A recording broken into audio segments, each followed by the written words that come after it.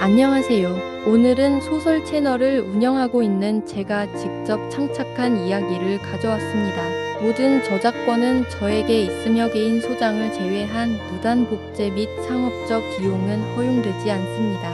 여러분의 구독과 좋아요, 알람은 저에게 큰 힘이 됩니다. 감사드립니다. 시간이 멈춘 듯한 봉산제. 완벽하지만 어딘가 차갑고 공허한 민중과 민지남매. 그리고 그곳을 둘러싼 불길한 징조들.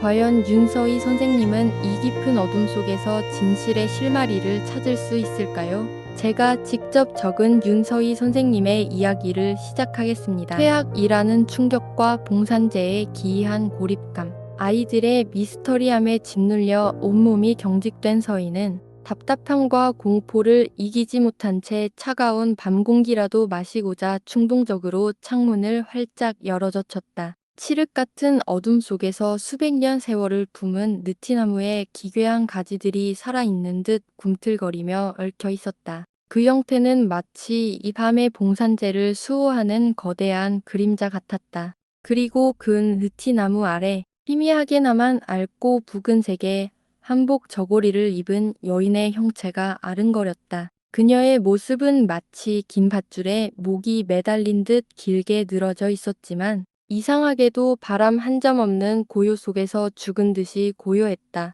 아무리 눈을 비비고 다시 보아도 그 형체는 여전히 그곳에 존재했다. 서희의 온몸에 피가 얼어붙는 듯했고 심장이 너무 세게 뛰어 귀가 먹먹할 지경이었다. 그녀는 눈을 질끈 감고 환각일 뿐이야. 피곤해서 그래라고 마법처럼 되뇌었지만 그녀의 시선은 거대한 자석에 이끌린 듯 그림자에게서 도저히 벗어날 수 없었다. 그 공허한 어둠이 마치 살아있는 존재처럼 자신을 꿰뚫어 보고 있다는 섬뜩하고 생생한 감각에 사로잡히자 머릿속을 지배하던 모든 이성이 모래성처럼 무너져 내렸다. 그녀는 이제 자신의 눈과 정신조차 더는 믿을 수 없게 되었다. 서희가 비명을 겨우 참으며 창문을 닫았을 때 그녀는 섬광처럼 번득이는 것을 발견했다. 마치 그 순간을 기다렸다는 듯 탁자 위에는 아이들이 그린 듯한 유난히 붉은 물감이 칠해진 작은 그림 하나가 놓여 있었다. 불과 몇 분 전까지 비어있던 탁자에 그 그림이 어떻게 놓였는지 알 수 없었다. 그림 속에는 창밖에 붉은 저고리 여인 옆에 민중과 민지가 인형처럼 활짝 웃고 있었다. 그림의 붉은 물감은 아직 채 마르지 않은 듯 손에 묻어날 것만 같은 핏빛처럼 섬뜩하게 빛나고 있었다. 서희는 직감했다. 이 봉산제의 오랜 비밀과 아이들이 알 수 없는 어둠과 맺은 은밀한 공모가 뒤섞여 돌아가는 감당할 수 없는 두 개의 거대한 나사임을 그녀가 봉산제에서 마주하게 될 새로운 삶은 이제 감시와 공포라는 이름 아래 지독한 악몽처럼 그녀의 목을 서서히 조여오기 시작했다.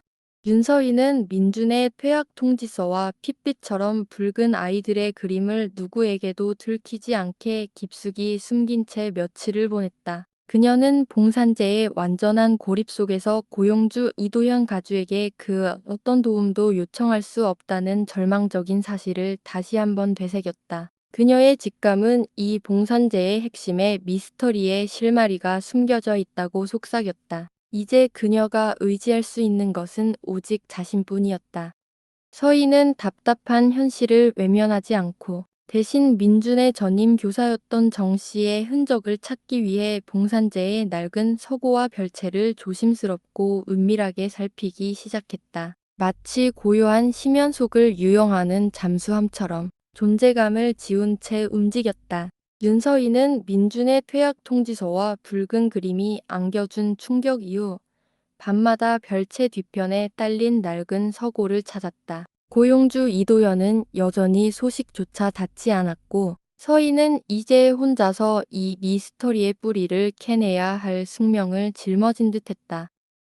서고는 봉산제에서도 가장 깊고 엄습한 곳이었다. 수십 년 혹은 수백 년의 시간을 담고 있는 듯한 두터운 흙먼지가 모든 것을 뒤덮고 있었다. 창호지는 이미 누렇게 변색되다 모태해지고 찢어져 햇볕이 거의 스며들지 못했고 어둠은 서고의 모든 공간을 잠식하고 있었다. 문을 여는 순간 곰팡이 냄새와 퀴퀴한 종이에 부패한 향이 뒤섞여 비릿하고 고약한 악취로 코를 찔렀다. 흡사 썩어가는 시체라도 있는 양 불쾌한 기운이 감돌았다. 서희가 딛는 나무 마루는 밟을 때마다 사금뼈처럼 섬뜩하게 삐걱거리는 소리를 냈고 그 소리는 봉산재의 깊은 정막을 찢으며 그녀의 존재를 그리고 그녀의 고립감을 극대화하는 듯했다. 마치 죽어있는 듯한 봉산재가 그녀의 침입을 알리는 경고처럼 들렸다.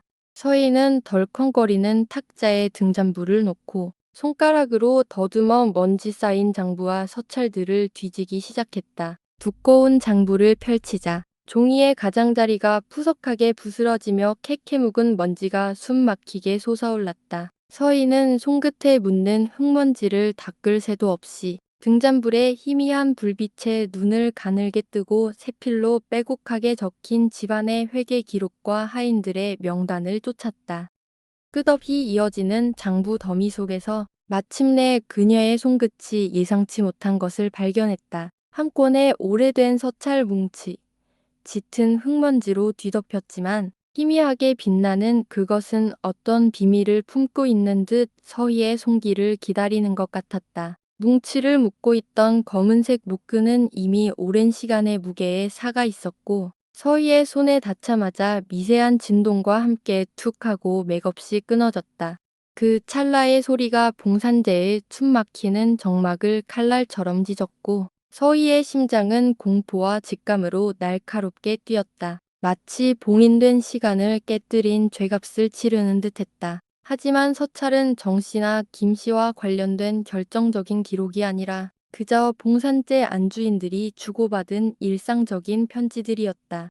지극히 평범한 일상 속 문장들이 오히려 낯선 고요함처럼 서희의 신경을 긁었다. 그러나 이미 광적인 집착에 가까워진 잠재된 감정은 헛된 희망조차 놓아주지 않았다. 그녀는 편지 봉투의 가장자리를 손톱으로 긁어 혹시나 접힌 부분 어딘가에 숨겨진 쪽지나 암호화된 단서가 있을까 집요하게 살폈다. 희미한 등잔불 아래에서 서희의 얼굴은 차갑게 빛났지만 그녀의 눈빛은 어둠 속에서도 한치의 흔들림 없이 타오르는 듯 팽팽한 긴장감을 유지했다. 서고의 모든 그림자가 그녀의 일거수일투족을 지켜보고 있다는 망상에 그녀는 시달리고 있었다.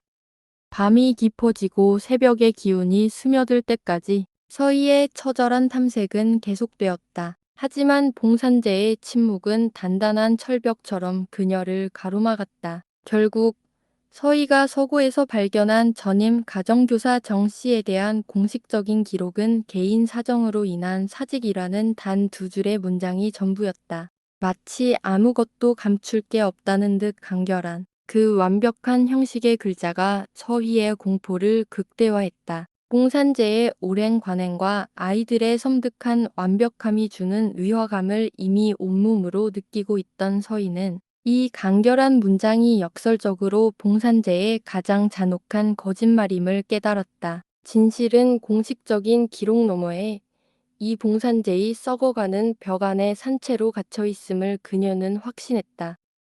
그녀의 서고 탐색은 겉으로는 실패한 듯 보였다. 하지만 그녀의 내면 깊숙한 곳에서 봉산재의 베일에 쌓인 비밀을 어떻게든 밝혀내고야 말겠다는 의지는 더욱 단단하고 날카롭게 벼려지고 있었다. 마치 진실의 파편들이 그녀의 심장에 박혀버린 듯 그녀는 이제 더 이상 돌이킬 수 없는 미스터리의 한복판에 서 있었다.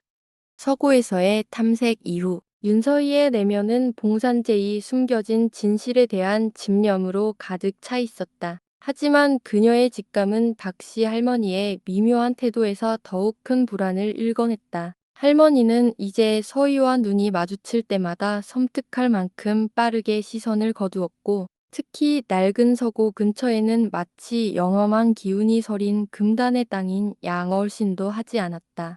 그녀의 침묵은 서희의 질문들을 마치 존재하지도 않는 허공의 말처럼 흘려보냈고 그 침묵은 봉산재의 고요한 만큼이나 단단하고 이해할 수 없는 벽이었다. 오늘의 이야기는 여기까지입니다. 과연 윤서희 선생님은 이 고립된 공간에서 진실을 밝혀낼 수 있을까요? 느티나무 아래에서 보았던 붉은 저고리 여인의 환영과 이 모든 불길한 징조들 사이에 숨겨진 연결고리는 무엇일까요? 다음 시간에도 뒷이야기로 여러분을 다시 찾아뵙겠습니다. 끝까지 경청해주시고 함께 고민해주셔서 진심으로 감사드립니다.